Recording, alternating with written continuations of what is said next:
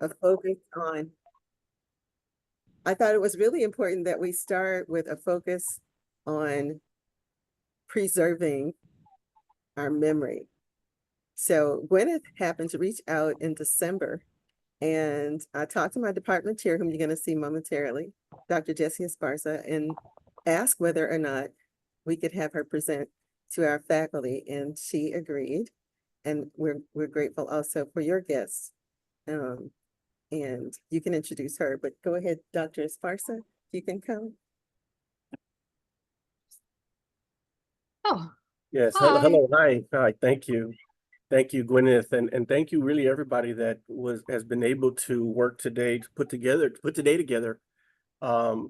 It's my privilege and it's my honor to share a space, not create a space, but share a space with persons who have crafted and are crafting and perfecting the oral history practicum. I think that oral histories, I personally, as a researcher and as a scholar, as an academic, someone who publishes, I put a lot of historical and give a lot of historical authority to oral histories. I put a lot of weight on the testimonies of people. I believe, right, in what we in my field call the barrio archive, and I really applaud the effort of HistoryMakers for creating what has become the largest. And I won't take any. I'll let HistoryMakers talk about it, but what has really become one of the largest digital archives, African American digital archives in the nation.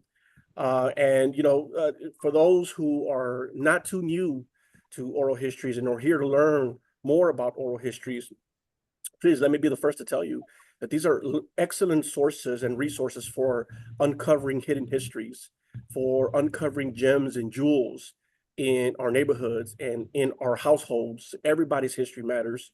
Everybody's story counts. And oral histories are a great way to capture that, not just capture it, but to preserve it and then to promote it.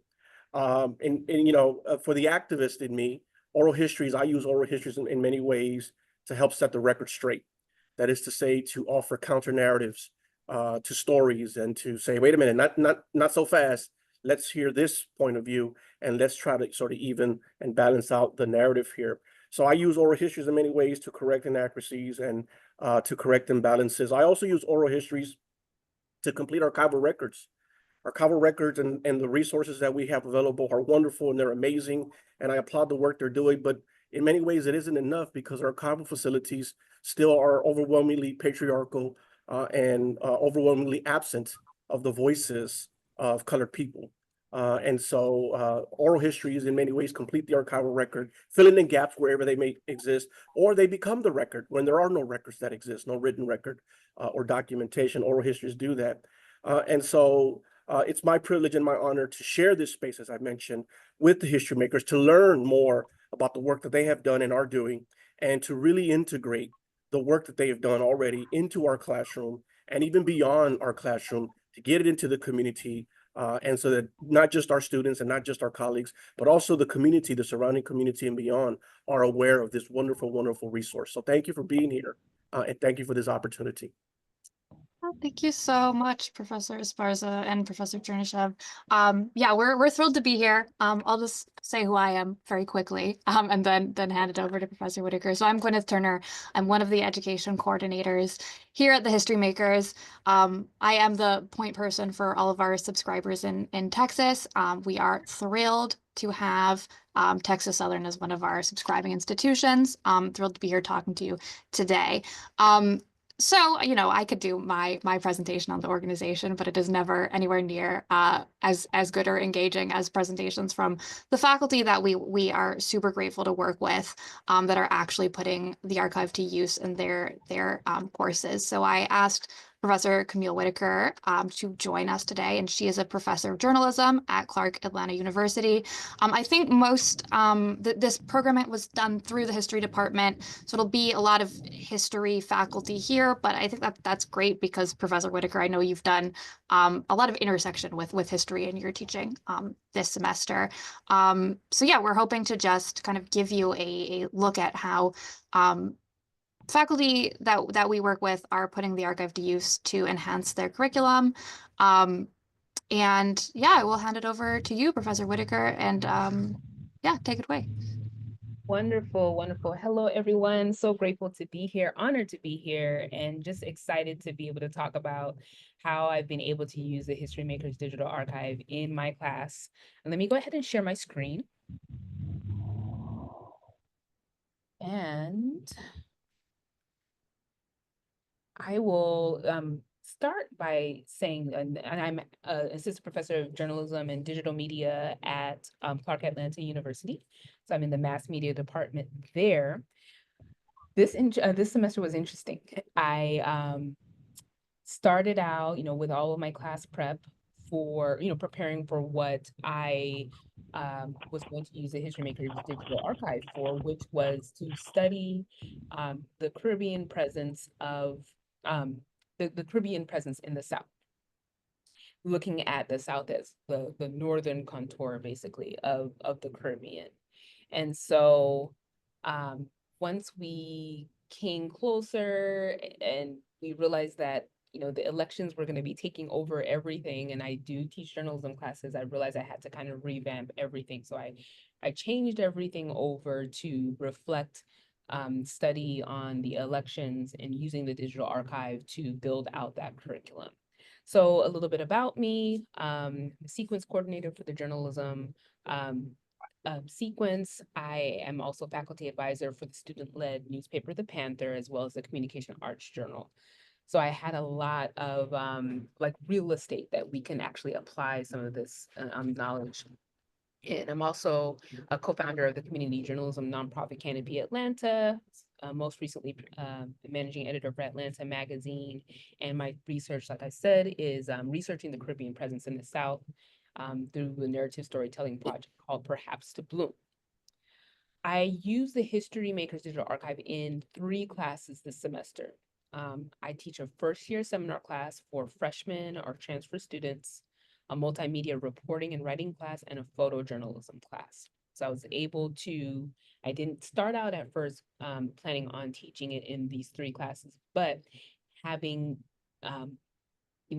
interacted with the archive and using it in one of my classes, I realized, oh, I have to use this everywhere. Like that's just literally how it came to be. And I was like, okay, I'm going to go ahead and incorporate it into the curriculum for my other classes as well. So I'll show a little bit about that.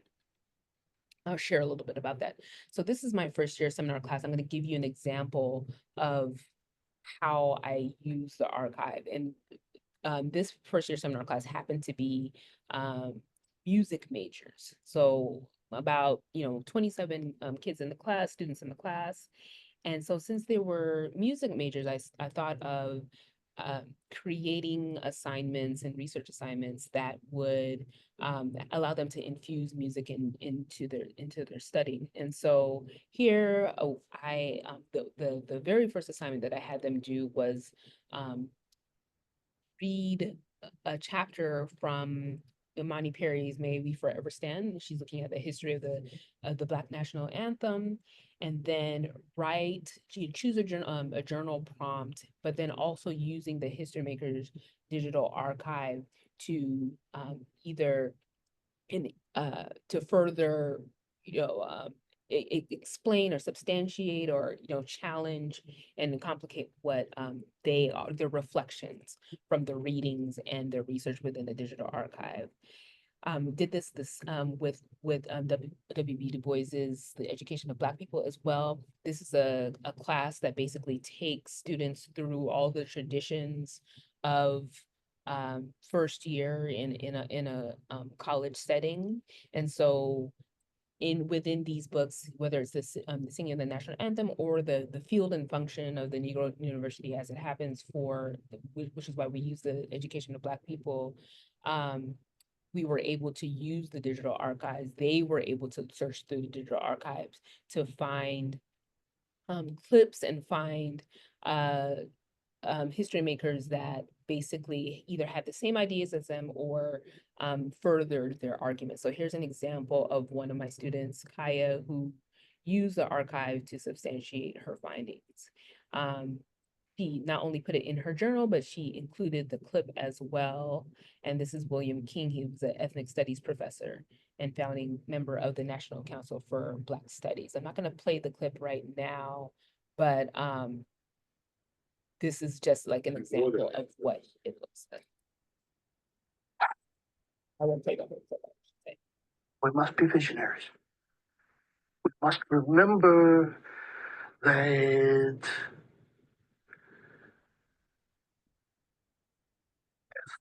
National Negro And so they were the ones that actually excavated the digital archive.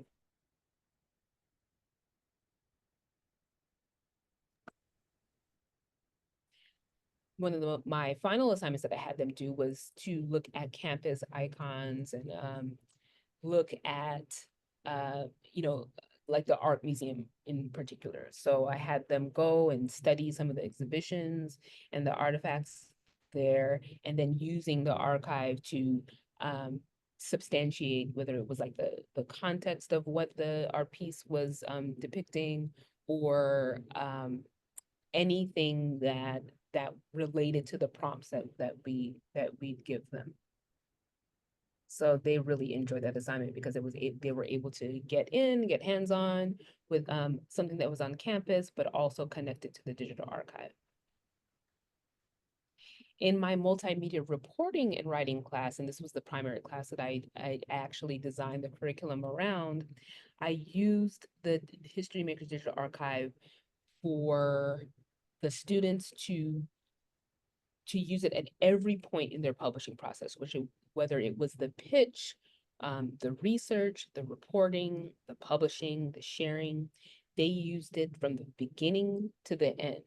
And so they were tasked with coming up with stories related to the election and using the digital archive to substantiate that. So for instance, I had one student, Ariana, who was looking at student voting and whether she was reporting and surveying her fellow students and finding out whether they were planning on voting, if anything changed with the change in who's going to be at the top of the ticket. And she was so surprised to see so much in the digital archive related to voting, related to elections, related to politics and students and the youth and movements and connections to that. I had another student who was looking into reproductive health and the elections, and same thing. She, the main refrain was that they couldn't believe they were able to find exactly what they were looking for within the archive. And it gave them a sense of, oh, here's a space that we can do our research beyond Google. This is another way that we can report and research. We can do interviews. We can look through oral history, and just like Dr. Esparza was saying at the beginning, I make sure that I communicate the value of oral history for journalists as something that is filling in the gap with narratives that you might not ever hear or know about in other settings. So they have they leave with a sense of, I have information that is not readily available to the masses, and I can add another perspective to my reporting. And they ended up taking it exactly there. Here in this picture, you see that what started as just a written assignment, I asked them to research and report using the digital archive. They wanted to take it and turn it into a podcast, using the podcast as a platform to demonstrate how they use the digital archive to tell, to report out their story. And I wanted to play for you a clip from that. And this particular clip was it was aired live on our student radio.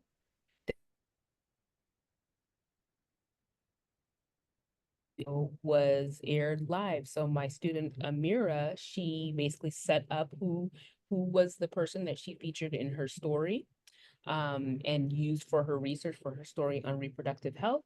And then we played the clip on live radio. Abortion rights Okay, so hello everyone. Again, this is Amira Davis. And so within my research, I focused on the topic that we all know most, which is women's health care and abortion rights, as Ariana said.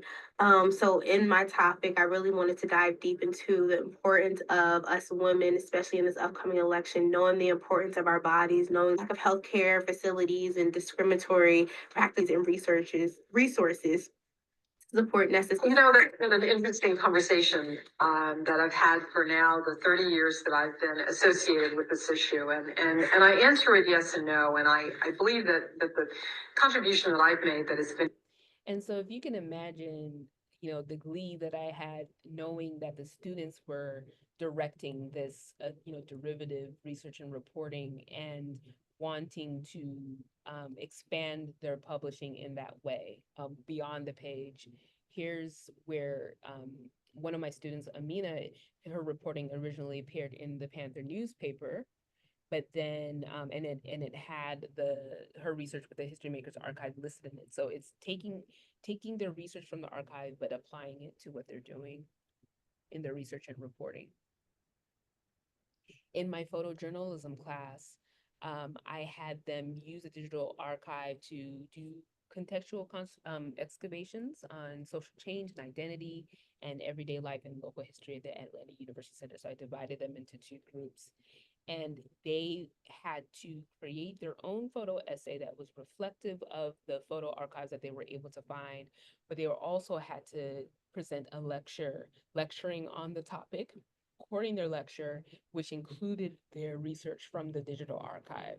And so here's an example. Here's a small snippet. In this particular snippet, she's using a clip from one of her HistoryMakers.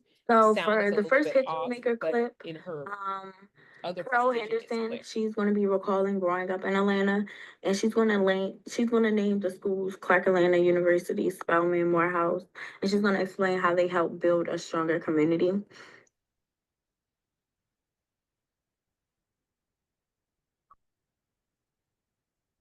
So for the first History Maker clip, explain how they help build a stronger community.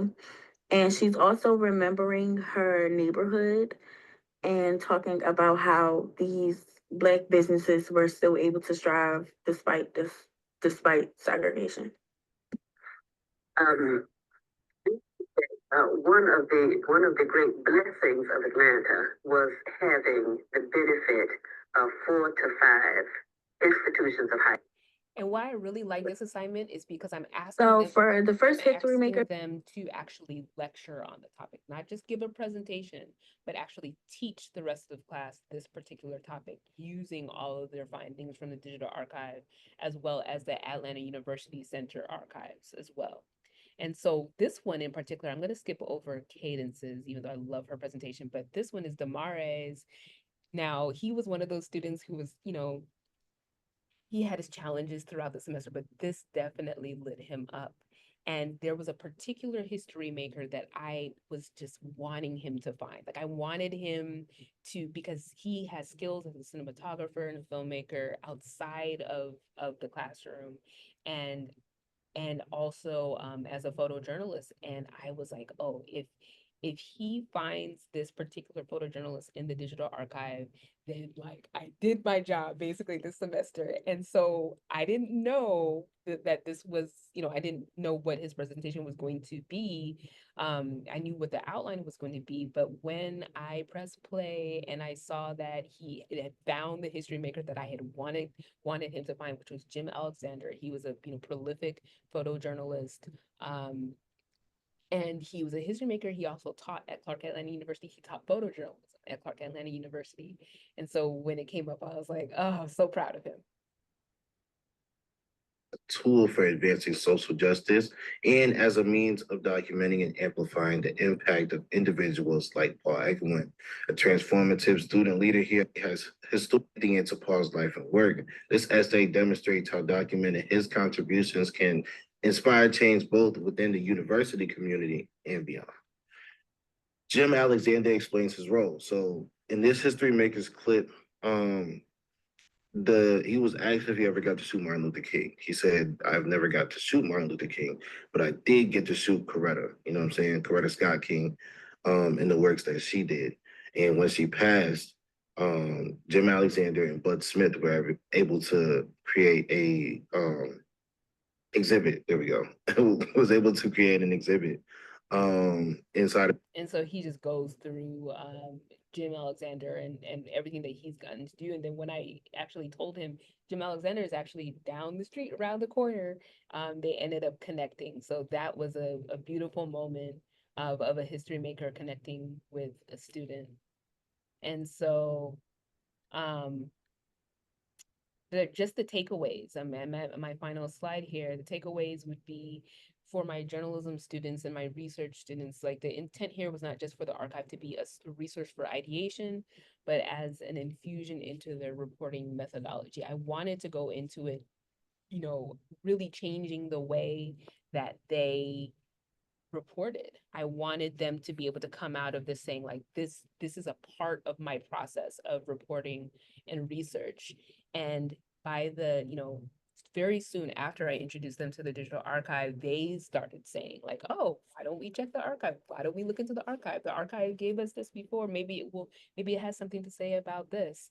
And that is really what I wanted to see. And then also I wanted to see how they can make connections with the past and bring it into the present, and see the value of filling those gaps and really seeking out those narratives and seeing how it can inform the present. And they definitely got that.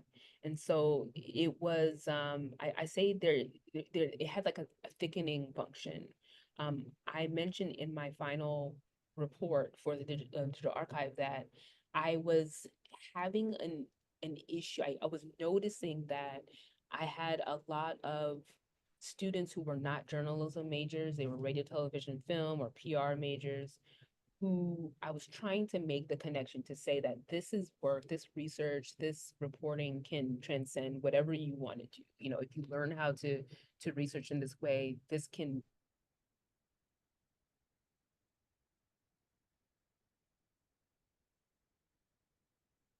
connective. This is what made the connection, that they were able to see themselves in all of it.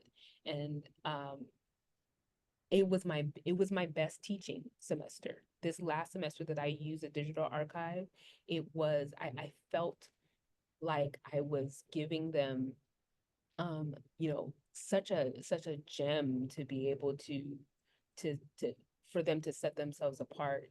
And I've put it on my syllabus for the semester as well, for 2 of my classes.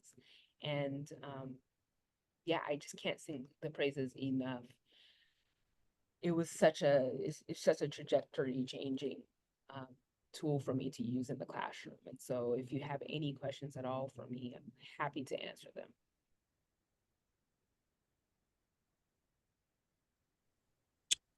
Hi, yes. Thank you for such a wonderful, sort of discussion and interrogation. I'll use that word of how you've utilized this instrument. I want to start with, if I may, and I don't want to. I'll be monitoring the chat as well, but I'm wondering, was there a lot of, did your students need a lot of sort of persuading or persuasion for this kind of assignment, or were they in from the beginning? Some classes were different. So I can tell you one example. In my multimedia reporting class, how we are taught to introduce the digital archive to students is to go through the digital archive, and then we also have an assignment called Finding Yourself in the Archive. So my first lecture for all of my classes is a what I call like a genealogy lecture. I ask students to connect themselves to a storytelling genealogy, to find, you know, what inspires them, but also find that tradition, that storytelling tradition that they can connect themselves to. And so it just so happened that that lecture lent itself to that first introduction of the digital archive, where we pretty much ask them to go through and find yourself in the archive. And so I had students who were, AKAs, members of, sororities, and finding stories of, their sorors from the past, and present, those that are still alive. And then I found some who were interested, a lot of them looked at careers, and I found some that were interested in, filmmaking and filmmakers from their hometown. So we just had sessions. It took me 2 class sessions to kind of introduce them to the archive. And we just had the whole class time where we would just go through and say, you know, what's the relevance of, where can you find yourself within your hometown? Like, what are some history makers that are coming out of your region and your area? So career-wise, school-wise. I love No. that. I'm sorry. Oh I yeah, just, and we didn't know it. And so that introductory assignment, the finding yourself in the digital archive, was they bought in from that, I would say. And they ended up producing like a short essay. And I will say that this was the first assignment that we had to do as faculty fellows, and my students, finding yourself in the archives, were like way better than on the ours. Like, they got it. So I was like, okay. So yes, that assignment was the key buy-in. I would say beyond that, there were, at the very beginning, I had to kind of nudge, like, oh, don't forget, I definitely put it as a part of the assignment, like, make sure you use the digital archive. But if we had moments of improvisation that we could have a little bit more fluidity, I would always be like, is there something that the digital archive can inform me about? And they would, at the very beginning, they would go in that direction, and then by the end, they were doing it themselves.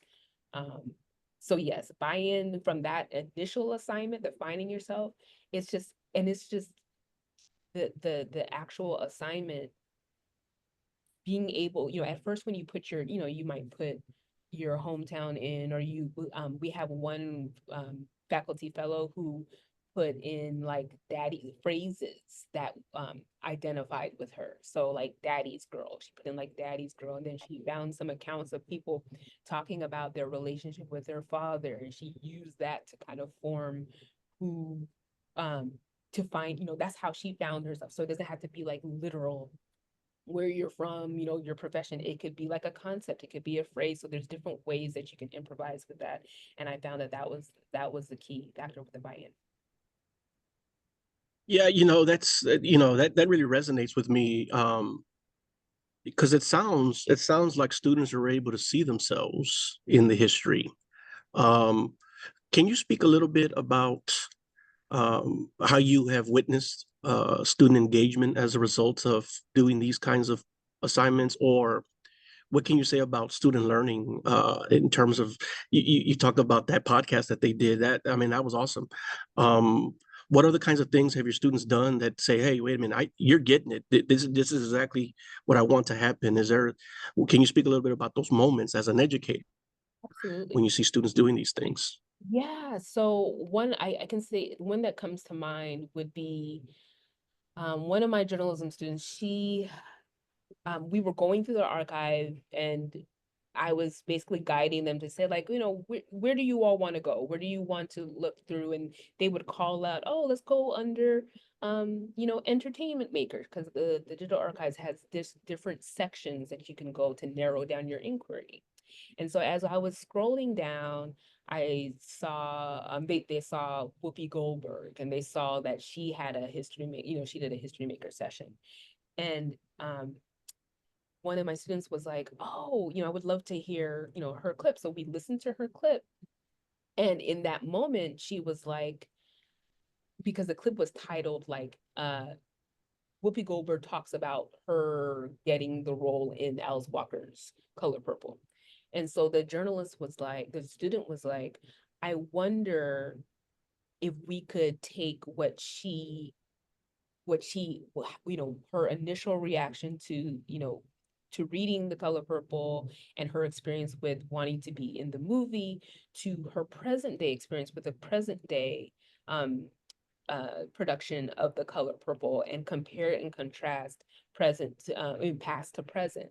And this was like the second day of me introducing, and I was like looking at her like, that's exactly how I want you to use the archive. So she thinking journalistically and thinking of ways to bring the past into the present, by doing that compare and contrast, that did it for her. And another one, like I was saying with the student voting, a lot of the students think that they're the first to question whether they're going to vote or not, or whether they're going to, and so being able to that was her beat story. So being able to kind of investigate that and see that this is not some new phenomenon. And I think those small moments where they're able to another one too. What are they able to kind of find themselves in that way? But another one, I had a student who was trying to figure out different search terms. So this is also a key, right? Because when you're searching the archive, sometimes you're not going to get exactly what you want on the nose, right? So it's teaching research skills, it's teaching how to triangulate to get to what you need to get. So she was, her topic was researching style and in the 60s in relation to like protests and movements. And she was literally putting in fashion, style, 60s, 70s.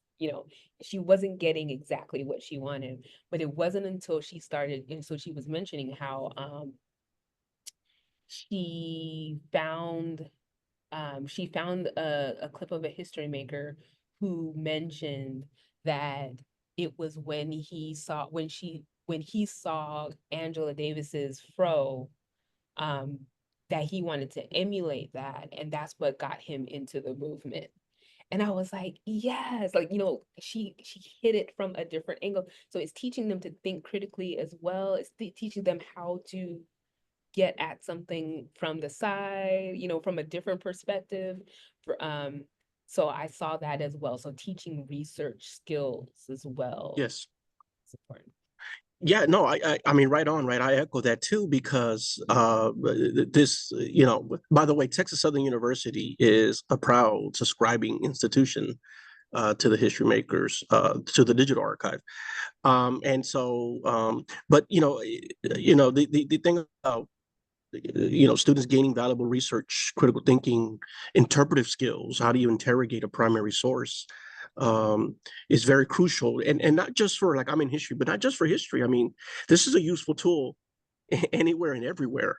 But Kamille, I'm wondering if you can speak a little bit about the process for becoming a faculty fellow. I mean, how was it that you learned about this opportunity, and what was sort of the process you took for becoming a faculty fellow?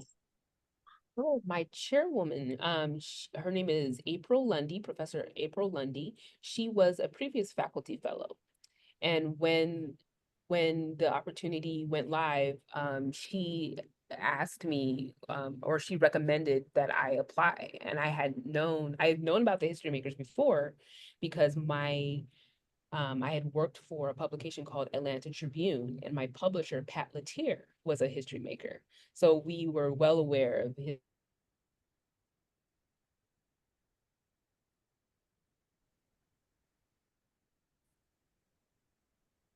the one that recommended that I apply. I applied, and it was such a transformational experience. They asked of us to transform, to turn our syllabi inside out, to really look to see how the HistoryMaker Digital Archive can be the anchor of our curriculum.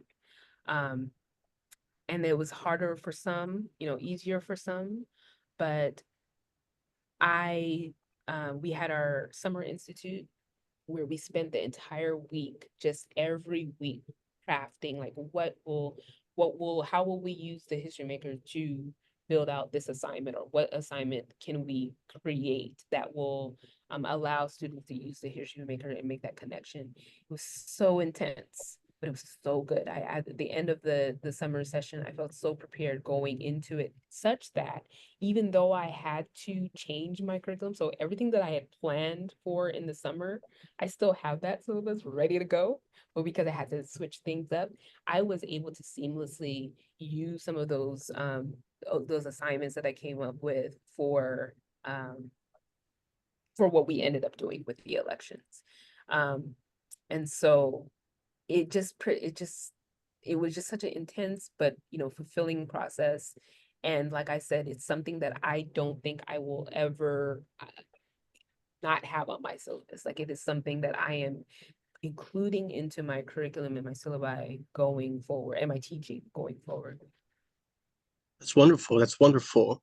And so, I mean, the hope is, right, that this remains a tool, not just for faculty, but also for students. And as they become sort of, right, we want them to be lifelong learners. Right. And the hope is that they continue to seek out oral histories from this digital archives and other digital archives that they might discover as they are now, right, in the metaverse, as they might say.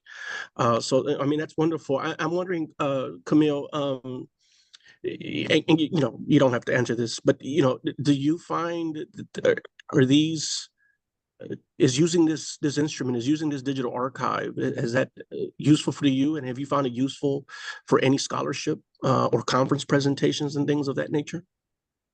Oh yeah, definitely useful for me. So I've actually used it outside of the classroom as well. So in addition to what I do at Clark Atlanta, I'm a co-founder of Canopy Atlanta, and that's a community journalism nonprofit. So I direct a fellowship program there where we teach community residents to be journalists. And so in one of our faculty sessions, we did have someone come in to speak about oral history.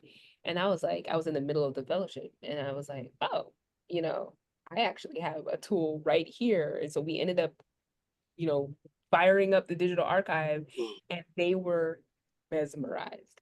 And by the accounts, because we were doing historical research on East Point, which is part of the Tri-Cities in the southwest side of Atlanta. And the number of accounts from that area of town that they would not have been able to find elsewhere. So I use it in that space, but I also, Canopy Atlanta also consulted for the Atlanta Regional Commission, which is like the planning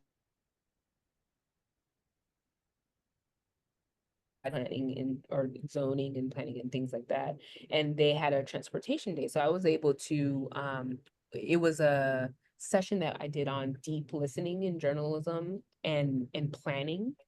And because a lot of times there's a disconnect between municipalities and their leaders and then the actual constituents that they are creating these policies around, right?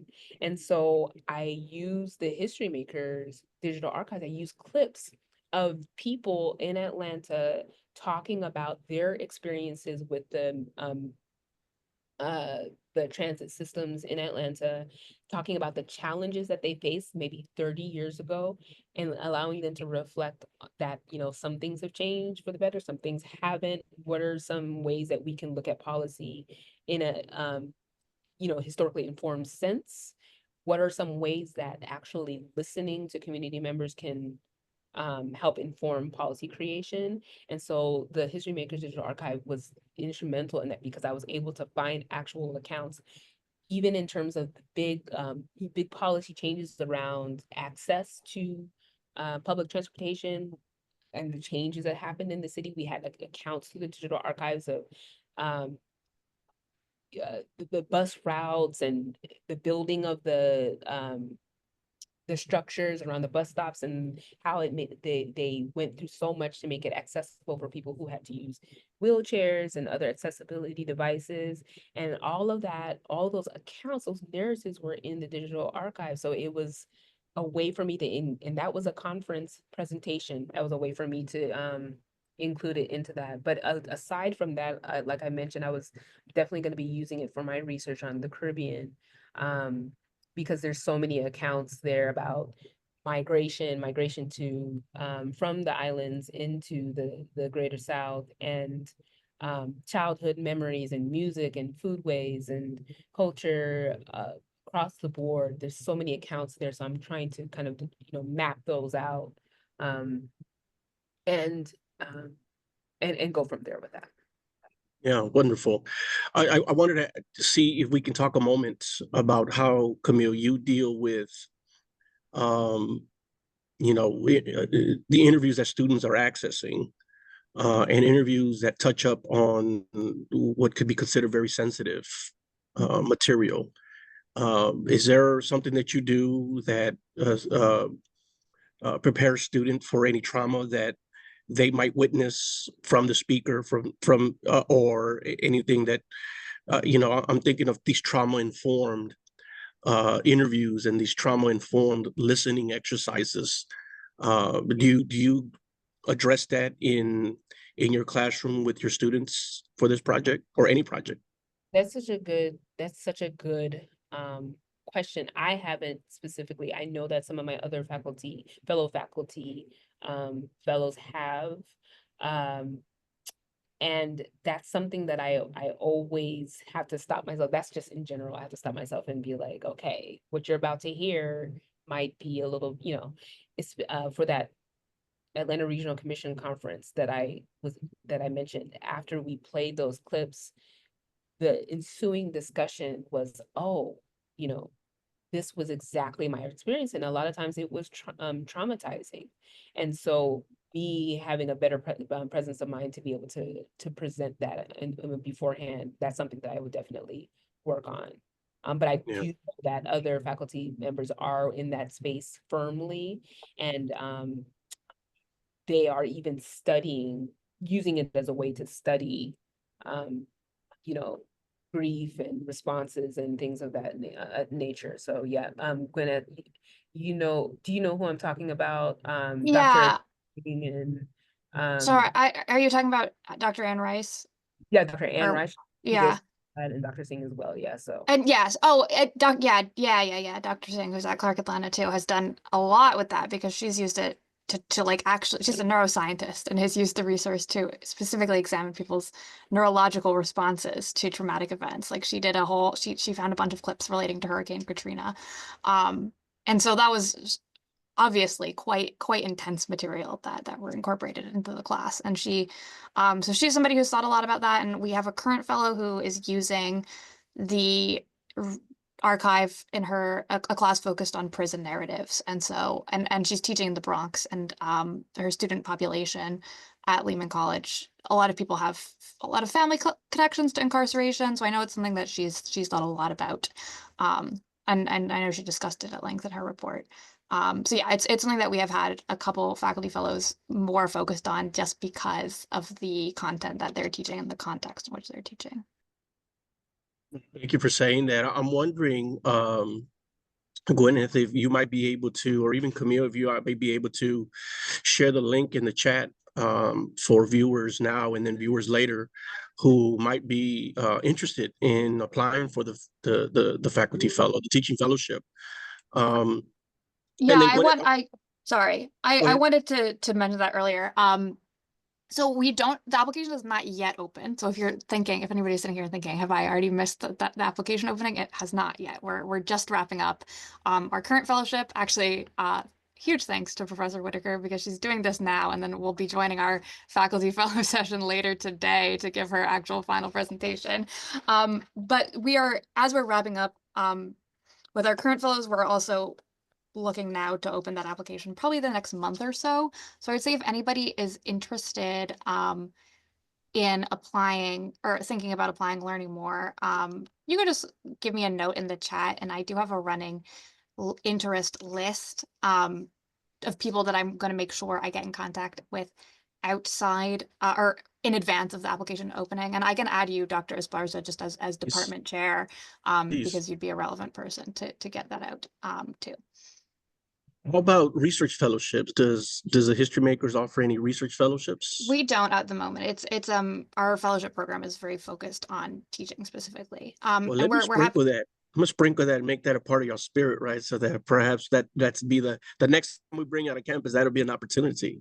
Yeah, that's definitely something that would be of interest. Right now, it's more like we definitely work with people kind of on an individual basis who are Mhm. interested in using the resource for research. And, I'm always in contact with faculty at various subscribing institutions, consulting with them about how the archive can be used in their research, but it's not been a fellowship program. We've not had a fellowship program focused on that specifically, although I think it would be a great thing to have in the future.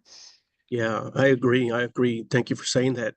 And as I understand it, Gwyneth, the you all are still building the archive. This is already the largest, but the work continues, right? You're trying to get more and more voices and stories added to this digital archive. Is that correct? Yeah. Our founder, Juliana, who does a lot of the interviews herself, she just got back. She was in LA all last week doing interviews. Our other lead interviewer was in New York City all last week doing interviews. Yeah, we're constantly adding new interviews to the collection. We are based in Chicago, so we do people who are able to get to us in Chicago, we interview here, but a lot of travel, and we are always looking to increase the interviews in our collection, and we usually try to hit about 200 a year. Yeah, so we're off to a good start this year. It's exciting. So if someone was interested in maybe partnering and working with the History Makers to secure some of these interviews, how can someone in Houston or in Dallas or San Antonio say, well, look, I can interview some individuals here and I think they should be part of the archive. How does that happen? Yeah, so we don't really do we have our own interviewers. So the best way to do that would be to give us the recommendation. And See. I will send the link in the chat of the names. And I know Professor Chernyshev actually did give me a good list of names, which I passed along to our research team. So it's not really our practice to just kind of outsource that and say, oh, you can go out and do an interview and we'll incorporate it into the collection. So we do have our interview team that does it. That does the interviews themselves. But especially when we have like a subscribing institution that we work with that is recommending faculty, we do like to partner as much as possible with the university to make that happen. So even though we'd be sending our own people to do the interview, it's something that we'd be happy to work with you on. We do have definitely, I would say, a backlog at the moment of interview recommendations. This is not really a part of the process I'm super involved with, but I've been told to let people know that sometimes it takes a bit longer than you might initially expect to get those interviews actually done. But we are always happy to take new requests. I'll have to check to see if there are any Texas trips planned this year. I would not be surprised if there was. And I want to make sure that I mention in the chat, Victoria Overton has mentioned that she would love to participate in any opportunity that y'all are offering. So there is a desire to use the digital archive to help build the digital archive and to recommend persons for their classrooms and their research and otherwise. One more question that I have here as we get near to the end of our program. I'm wondering, does the History Makers offer any training manuals for those who want to learn how to do interviews? We do not at the moment. I think there have been some of those materials created in the past, but it's not something that we are currently offering, although we do offer class visits with our oral history interviewers. I was actually just in the process of arranging one of these for tomorrow, in which we have Juliana, our founder, and Larry, who's our head interviewer, going to do a class visit at Georgia Tech to talk about the oral history process. So that's kind of how we do it. It's more of a individualized basis rather than sending out a set pack of materials, if that makes sense. But it is something that we're happy to work with you if there's interest on. No, wonderful. Well, we are nearing the end of our session here. I want to turn it back over to Kamille to see if she has any last few words or other thoughts that she'd like to share with our viewing audience. I want to make sure I give Kamille here some final words. Thank you. No, other than just leaving you all with the fact that the archive, there's just so much there, and there's so much to uncover, and there's so many ways that it can really enhance your own research as well as your assignments for your students. I can't recommend it enough. even if you are not able to do the faculty fellowship, if there is a way that you can do your own excavations in the digital archive, and, you know, connect with some of the faculty fellows. Like, I have sent out some of my assignments that I have put together for students. There are ways to connect in that way, to start using the archive. You know, definitely open for that. And I'm not just speaking for myself. I know that the other faculty fellows would be willing to do that as well. So yeah, it's definitely, I'm glad you all are already subscribers. And if there's a way that you can, you know, incorporate it into your curriculum, you know, even beyond some of the programming that's there, like, please make it a point to try and do that. It really does enhance. I do have Thank you. No, thank you. Let me, I'll say something for 30 seconds and then I'll turn it over here to Dr. Kossie, who has some remarks as well. But I want to thank you all for coming and sharing this wonderful research and a resource and tool. For those who missed it at the beginning of our program, this is the largest African-American video and oral history archive, and it continues to grow. So if you are with an institution that is not yet subscribing, please subscribe. Do it yesterday, and get it into your classroom as was already discussed. This is a great learning tool and teaching tool for students, and for faculty and for persons who are going to conferences and those who are trying to research and publish and so on and so on. I can go on and on and on, but we are running out of time here. And so thank you again for, as they say, from the bottom of my heart, from my whole heart, thank you again for coming and sharing this wonderful work. I'll turn it over now to Dr. Kossie, who has a few words as well. Thank you. Well, I actually have a question, and the question is, if there are any faculty members who would like to apply, and I wondered, is that fellowship also open to K through 12 teachers as well? No, that is, Okay. it's not. We do have a different K through 12 program. Okay. So if you through 12 educators, I would say you can give me their names or tell them to get in touch with me. It's actually my colleague on the education team, Ujwak Wilson, is in charge of our K through 12 program, so I can direct you to them. Well, and so for those of So us two separate programs, I got higher you. ed and So then there is a K through 12. program for K through 12 Mhm. because there may be some There K is. through 12 listeners. So the other question will be, how does a faculty member, what makes an application competitive? Oh, that's a good question. I started in September, so I haven't actually been here for the review process. Professor Whittaker, do you have any insight? I mean, in terms of how you approached your application? I have no experience looking at them. Well, they ask you to be willing to, you know, revamp your curriculum, revamp your existing syllabi. So I would say, if it's something that you've already been teaching, they ask you to present like a class that you would want to incorporate the HistoryMakers Digital Archive with in.